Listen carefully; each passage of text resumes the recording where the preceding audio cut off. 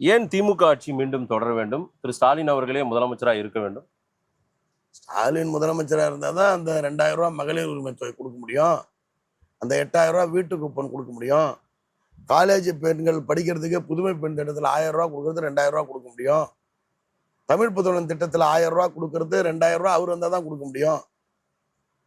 நான் கேட்கறது முத மகளிர் உரிமை தொகை 1000 ரூபா கொடுக்க முடியாதுன்னு சொன்ன எடப்பாடி தானே இப்ப கொடுக்குறேன்னாரு. அதுதான் ஸ்டாலின் ஆட்சி திரும்ப வரணுன்றதுக்கு அத்தாரிட்டி.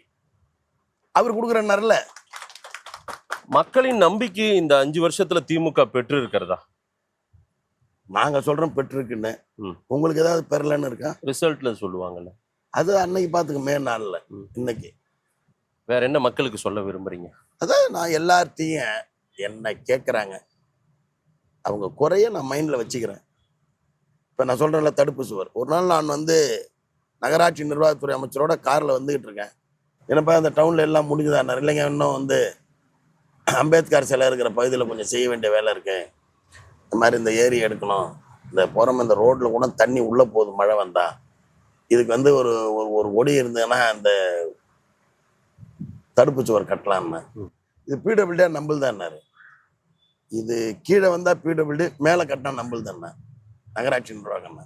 சரி ப்ரப்போசல் அனுப்ப சொல்லுன்னாரு. அதுக்குள்ளே எலெக்ஷன் வந்து மாதிரி அப்பப்போ தான் வரும். நம்ம கம்ப்யூட்டரில் திடீர்னு ஒரு வக்கீல் ஒன்று சொல்லுவார், திடீர்னு எங்கள் செயலாளர் ஒன்று சொல்லுவார், திடீர்னு நகரச்சிரா ஒன்று சொல்லுவார். அதுக்கு ஒரு சந்தர்ப்பம். அந்த டவுன் பஞ்சாயத்து அந்த கீழே கொஞ்சம் ஆரம்பிக்குது. அந்த இடத்துல எம்எல்ஏ சீடியில் வேலை நடந்திருக்கும். இந்த கடைசியில் கக்கன் நகரில் முடியுது. அங்கே அரசாங்கத்தில் கக்கன் நகரில் கல்யாண மண்டபம் சமுதாய கூடம் கட்டி, அது எப்படி இருந்து நீங்கள் இன்னும் கொஞ்சம் முன்னே இருந்தால் அந்த ஃபீல்டுக்கு போய் வந்திருப்பீங்க. நீங்கள் தான் சொல்லணும் 4 பேரில் யார் ஸ்பெஷல்னு. எல்லா வேட்பாளருமே ஸ்பெஷலாக தானே அவங்கவுங்களும் நினச்சி போட்டிடுறாங்க. சரி, நீங்கள் சொன்ன மாதிரி அந்த மே நாள் தான் முடிவு பண்ணணும். வெற்றி பெற வாழ்த்துக்கள். நிறைய விஷயங்கள் நீங்கள் சொல்லியிருக்கீங்க, மக்கள்கிட்ட கொடுப்போம். தேர்தலுக்கு பிறகும் சந்திப்போம். நன்றி.